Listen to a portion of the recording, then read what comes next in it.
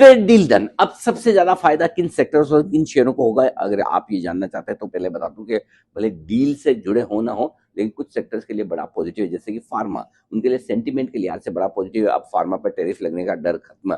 IT शेयरों के लिए भी एक अच्छी राहत की बात की, जो भारतीय आईटी कंपनियों पर और हमारे इंजीनियर्स पर ट्रम्प साहब बड़ा गुस्सा करते थे, शायद वो कम हो जाएगा। तीसरा, अदानी ग्रुप के शेयरों के लिए भी राहत की बात है, क्योंकि शायद यूएस सिक्योरिटी एक्सचेंज कमीशन की तरफ से जो एक्शन है वो शायद ठंडा पड़ता दिखे। लेकिन टेक्सटाइल सेक्टर ये सबसे जो बड़ा बेनिफिशियरी है, क्योंकि भारत से $10 बिलियन का टेक्सटाइल एक्सपोर्ट होता है अमेरिका को, 28% हमारा टेक्सटाइल अमेरिका को जाता है। अब हम सबसे बेहतरीन हो गए कंपटीशन के मामले में आसपास के देशों से। दूसरा है इलेक्ट्रॉनिक्स और कंज्यूमर ड्यूरेबल्स, यहाँ $15 बिलियन का एक्सपोर्ट होता है। तो ऐसे में कोई सिरमा एसजीएस, कोई अंबर, डिक्सन, कैंस टेक्नोलॉजी जैसे कंपनियों को फायदा होगा। टेक्सटाइल में मैं स्टॉक बताना भूल गया, टेक्सटाइल में आप देख सकते हैं गोकुलदास, केपीआर मिल्स, इस तरह की कंपनियां, एसपी अपैरल्स है, इंडो काउंट है, इनके लिए बड़े फायदे की बात है। जेम्स एंड ज्वेलरी सेक्टर ये बड़ा एक्सपोर्ट करता है, टाइटन जैसी कंपनियों के लिए अच्छी खबर है। इसके अलावा एग्रो और सी फूड प्रोसेसिंग वाले जो सेक्टर्स हैं, जिसमें apex frozen food, Avanti feeds को आप रख सकते हैं।